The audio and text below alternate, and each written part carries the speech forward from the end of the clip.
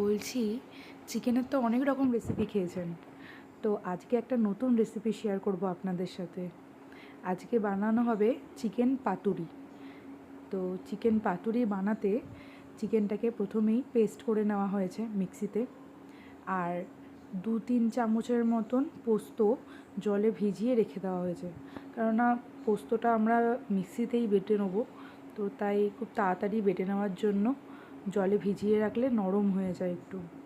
আর দেখতেই পাচ্ছেন মিক্সির মধ্যে যে পোস্তটা ভিজিয়ে রেখেছিলাম ওই পোস্তটা, কাঁচা লঙ্কা আর নারকেল দিয়ে ওটা পেস্ট করতে দিয়েছি।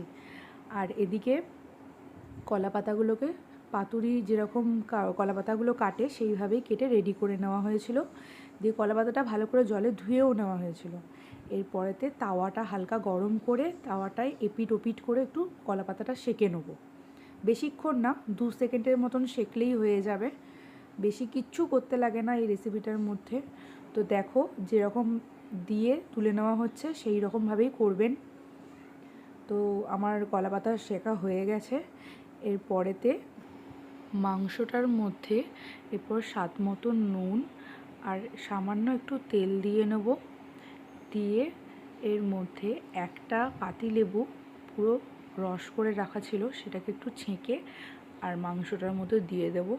পুরো একটা লেবু দিলে কোনো অসুবিধা নেই, খুব একটা টক লাগে না। দিয়ে যে পেস্টটা তৈরি করে রেখেছিলাম, পোস্ত, নারকেল, কাঁচা লঙ্কা আর কিছু দিইনি, এইটা দিয়ে যে পেস্টটা করেছিলাম ওই পেস্টটা দিয়ে পুরো মাংসটাকে ভালো করে মেখে নেব।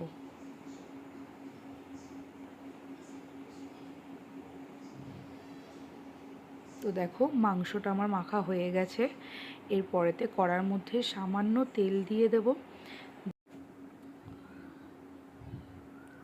তো এভাবে তেলটা লাগানো হয়ে গেছে।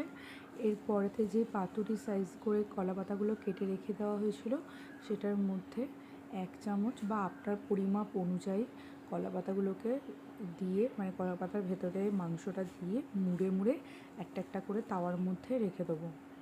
দেখবেন কলা পাতাগুলো আর একটুও ভাঙবে না, কেননা যেহেতু প্রথমেই সেঁকে নেওয়া হয়েছে তো কলা পাতাটা এমনিই নরম হয়ে গেছে। খুব একটা বেশি সেঁকবেন না, 2 সেকেন্ডের মতন সেঁকলেই হয়ে যাবে, ওটাই এনাফ। তো এইভাবে আমি প্রত্যেকটা করে করে তাওয়ার মধ্যে রেখে দেবো।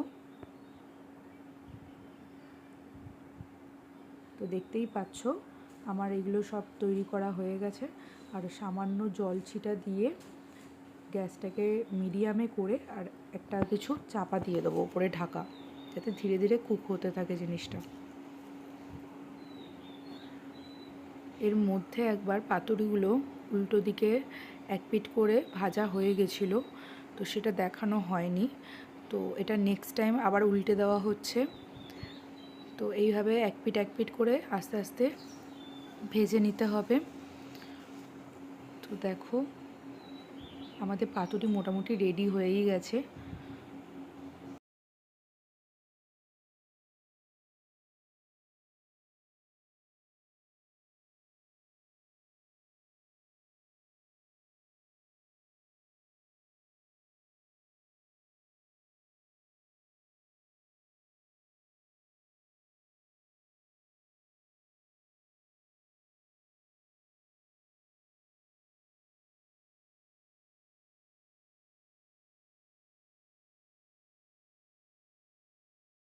নতুন রেসিপিটা আপনাদের কেমন লাগলো অবশ্যই আপনারা কমেন্ট করে আমাকে জানাবেন, এবং বাড়িতে অবশ্যই ট্রাই করবেন। আমার চ্যানেলটাকে অবশ্যই ফলো করে দেবেন। তো আজকের মতন টাটা।